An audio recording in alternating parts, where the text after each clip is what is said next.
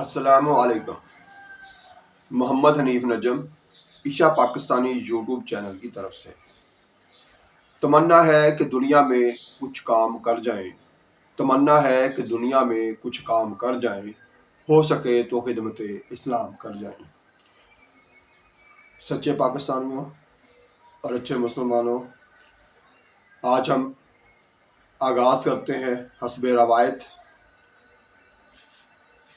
درود و سلام سے۔ صلی علی نبینا، صلی علی محمد، صلی علی شفیعنا، صلی علی محمد۔ پیارے پاکستانیوں، آج کی ویڈیو کا ہمارا موضوع ہوگا اپنے پیارے آقا حضرت محمد صلی اللہ علیہ وآلہ وسلم کی ایک حدیث۔ تو حدیث ہے جی، الدعاء مخ العبادتی، جس کا ترجمہ ہے دعا عبادت کا مغز ہے۔ یہ حدیث ہے جامعہ ترمذی، حدیث نمبر 3371، یعنی 3371۔ تو اس حدیث میں میرے اور آپ کے آقا حضرت محمد صلی اللہ علیہ وآلہ وسلم نے ہمارے لیے یہ پیغام دیا کہ دعا جو ہے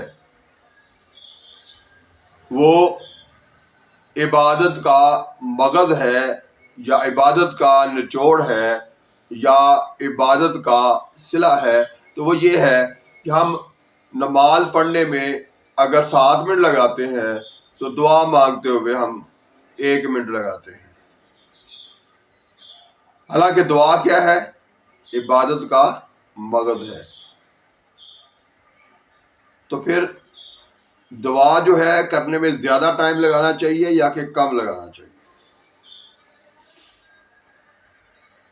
اصل میں بندہ جو ہے اللہ تعالیٰ کو پیارا ہی اس وقت لگ رہا ہوتا ہے جب وہ اپنے گناہوں کی معافیاں مانگ رہا ہوتا ہے، اور ساتھ ساتھ آئندہ کے منصوبوں کے لیے پروگرام اللہ تعالیٰ کے سامنے رکھتے ہوئے وہ یہ کہتا ہے کہ یا اللہ مجھے فلاں چیز کی بھی ضرورت ہے، وہ بھی دے دو، فلاں چیز کی ضرورت ہے، وہ بھی دے دو۔ تو رب تعالیٰ جو ہے وہ یہی تو ہمارے سے سننا چاہتا ہے۔ نماز 5 دفعہ اس نے اس لیے بنائی کہ بھئی یہ 5 دفعہ باقی اپنے سارے کام کاج چھوڑ کر میری طرف متوجہ ہوں گے اور پھر کریں میری تعریفیں، اور اس کے بعد پھر مانگے دعا۔ پہلے تو ہمارا دعا مانگنے کا انداز بڑا مختلف ہے۔ کوئی ہاتھ ایسے کر کے مانگتا ہے، کوئی ایسے کر کے مانگتا ہے، کوئی ایسے کر کے مانگتا ہے، کوئی مانگتے ہوئے ایسے کر رہا ہوتا ہے۔ تو پہلے ہمیں اپنا دعا مانگنے کا انداز جو ہے اسے درست کرنا ہوگا۔ یہ دونوں انگلیاں برابر لائیں گے اور اس طرح سے اپنے دونوں ہاتھ جو ہیں وہ جوڑ کے اور اس طرح سامنے رکھ کے دعا مانگیں گے۔ نہ زیادہ اونچے کرنے کی ضرورت ہے، نہ اور زیادہ کھلے کرنے کی ضرورت ہے۔ اس طرح سے درست طریقہ جو ہے وہ یہ ہے۔ تو اس طرح سے دعا مانگتے ہیں۔ اب ہم نے دعا کے اندر کوشش کرنی ہے کہ اپنی خواہشوں کو بعد میں پہلے تھوڑا سا اللہ تعالیٰ کی تعریف بیان کریں۔ تعریف بیان کرنے کے لیے آپ بہترین ذریعہ جو ہے وہ شروع میں کوشش کریں کہ درود شریف پڑھ لیں، کیونکہ درود پاک ایک ایسی عبادت ہے جو جب کی جائے، جب بھی درود شریف پڑھا جائے اسی وقت وہ قبول ہو جاتا ہے۔ تو اس لیے ایسی بات شروع میں کر لیں جس سے اللہ تعالیٰ جو ہے متوجہ ہو جائے اور اس کے پیارے رسول جو ہیں ان کی طرف بھی اب متوجہ ہوں۔ تو درود شریف پڑھیں گے، درود شریف پڑھنے کے بعد پھر ہم پہلے کوشش کریں گے، اللہ تعالیٰ کی تعریفیں کریں گے، یا اللہ تو بڑا طاقتور ہے۔ حقیقت میں ہے بھی ایسا ہی ہے۔ تو ان کا اس طرح سے جب آپ اللہ تعالیٰ کی طاقت جو ہے اس کو تسلیم کرتے ہوئے اس کی مضبوطی جو ہے، اس کا اپنا مالک ہونے کا ثبوت دیتے ہوئے کہ وہ ہمارا مالک ہے، اس کا اقرار کرتے ہوئے جب یہ ساری باتیں شروع میں ہو جائیں تو اس کے بعد پھر اس سے مانگنا شروع کریں۔ اور مانگیں کیا کیا مانگنا چاہیے ہمیں جو بھی آپ کی ضرورت ہے، لیکن سب سے بڑی ضرورت کیا ہے کہ ہمیں اللہ تعالیٰ ہمارے ساتھ پہلے وہ دوستی کر لے، ہم اپنا دوست بنا لیں اسے، اور وہ ہمیں اپنا دوست بنا لے۔ تو اس کے لیے ہمیں کیا کرنا ہوگا کہ اللہ تعالیٰ کی تعریف کے بعد اللہ تعالیٰ کے ساتھ اپنا تعلق مضبوط کرتے ہوئے، خوشی کا اظہار کرتے ہوئے کہنا ہے یا اللہ، تیرا محبوب نبی جس کی خاطر تو نے ساری کائنات بنائی، تجھے اس کا واسطہ ہے، تجھے اس کی عظمت کا واسطہ ہے کہ یا اللہ مجھے تو یہ میرے گناہ ہو چکے ہیں، ان سب کو معاف کر دے، اور آئندہ مجھے نیک اعمال کی توفیق عطا فرما دے، آئندہ سے مجھے اس طرح کی غلطیوں سے بچا لے۔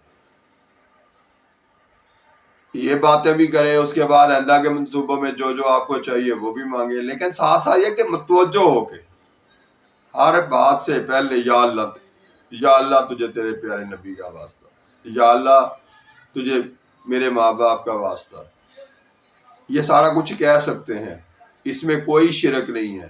شرک تو یہ ہے کہ آپ اللہ تعالیٰ کو کمزور جانیں اور اپنے نبی کو یا اپنے ماں باپ کو یا اپنے بزرگوں کو طاقتور جانیں۔ اس لیے اس میں کوئی گناہ نہیں ہے کہ آپ نے یہی کہنا ہے کہ یا اللہ تجھے تیری طاقت اور تیرے پیارے نبی کا واسطہ، یا اللہ تو بڑا طاقتور ہے، یا اللہ تو بڑا طاقتور ہے، لیکن تو بڑا غفور الرحیم بھی ہے، میرے سارے گناہ معاف کر دے، تجھے تیرے نبی کا واسطہ۔ تو اس طرح سے کہنا کوئی قباحت نہیں ہے، کوئی غلطی نہیں۔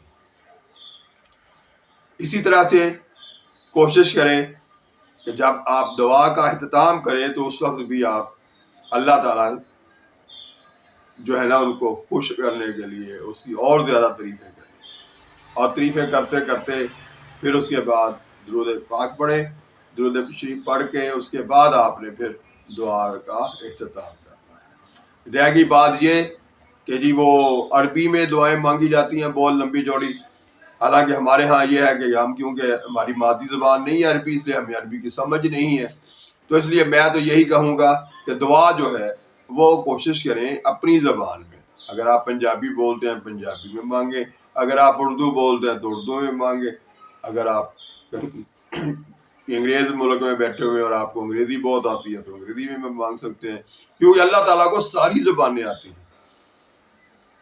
اللہ تعالیٰ کے ہاں یہ نہیں ہے کہ اس کو انگریزی نہیں آتی یا اس کو پنجابی نہیں آتی، سارا کچھ آتا ہے۔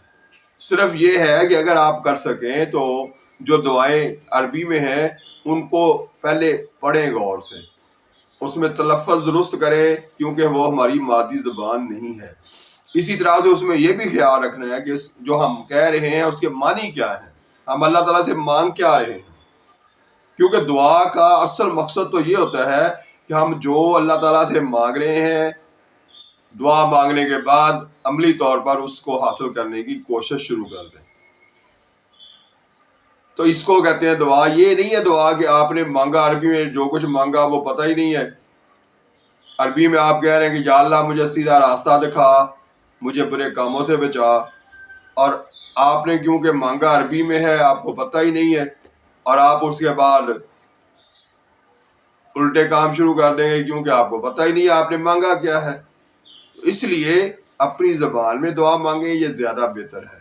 لیکن اگر عربی کی کر لیں دعائیں یاد اور ان کا ترجمہ بھی سمجھ لیں تو پھر تو مزہ ہی آ جائے گا، کیونکہ اللہ تعالیٰ اور زیادہ خوش ہوں گے کہ یہ دیکھو اسے یہ زبان نہیں بھی آتی تھی جو مجھے پسند ہے، تو اس نے میرے پیارے محبوب کی زبان جو ہے حضرت محمد صلی اللہ علیہ وسلم کی زبان جو ہے وہ سیکھی ہے، اور سیکھ کے پھر اس کو سمجھا ہے، اور سمجھنے کے بعد اس زبان میں یہ دعا مانگ رہا ہے، تو اللہ تعالیٰ اور زیادہ خوش ہو جائیں گے۔ تو میرے پیارے پاکستانیوں، ہمیں دعا جو ہے اس پر خاص طور پر توجہ دینی ہے۔ نماز اگر پڑھتے ہیں تو اس کے بعد دعا جو ہے اس کے لیے اس طرح سے نہیں ہونا چاہیے کہ بس ٹھیک ہے جی جلدی جلدی ہاتھ کھڑے کیے، جلدی جلدی منہ پہ ہاتھ پھیرے اور اللہ حافظ، اس طرح نہیں ہونا چاہیے۔ دعا کو پورا اہتمام کے ساتھ اس کا انتظام کریں کہ ہم کیا اللہ تعالیٰ سے مانگنے آئے ہیں اور کس طرح سے مانگنا ہے، سلیقہ کیا ہے، یہ ساری چیزیں غور کریں اور اس پر پھر عمل کریں۔ اب یہ نہیں ہونا چاہیے کہ ہم مانگ کچھ اور رہے ہیں اور کر کچھ اور رہے ہیں۔ دعا مانگنے کا مقصد جو ہے یہ ہے کہ ہم جو کچھ اللہ تعالیٰ سے، اپنے مالک سے، اپنے رب سے مانگتے ہیں اس کے لیے کوششیں شروع کر دیں۔ تو یہ ہے دعا۔ اس طرح سے دعا جو ہے اس کا مقصد پھر پورا ہوگا۔ تو لیکن یہ خامی ہمارے ہاں عام پائی جاتی ہے۔ میں اس پر آئندہ بھی کسی اور ویڈیو میں بھی بات کروں گا۔ میرے پاس ذہن میں اور بھی بہت ساری باتیں آ رہی ہیں، لیکن ویڈیو جو ہے وہ لمبی ہو جانے کا خطرہ بھی ہوتا ہے، کیونکہ آپ کے پاس ٹائم کم ہوتا ہے۔ اس لیے میری کوشش ہوتی ہے کہ 15 منٹ کے اندر اندر بات مکمل کروں۔ تو اب آتے ہیں ہم اپنی روز کی بات کی طرف کہ ہم سب سے پہلے نمبر پر کلمہ روزانہ پڑھیں گے۔ اس کے بعد دوسرے نمبر پر پورا دن کوشش کریں گے کہ ہم سچ بولیں اور اپنے آس پاس بھی سچ بولنے والوں کو جو ہے ان کی حوصلہ افزائی کریں، ترغیب دیں۔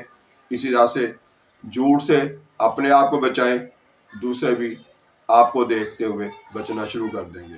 اسی طرح سے غیبت سے اپنے آپ کو بچائیں، یہ بھی بہت ضروری ہے، یہ بہت بڑا گناہ ہے، اس سے بھی بچنے کی کوشش کریں۔ اور ساتھ ساتھ یہ نہیں کہ غیبت سے صرف آپ جب بچیں گے تو آپ کو ہی صرف فائدہ ہوگا، بلکہ پورا معاشرہ، آپ کے پاس آس پاس کے جتنے لوگ ہیں ان کو بھی فائدہ ہوگا۔ تو میرے پیارے پاکستانیوں،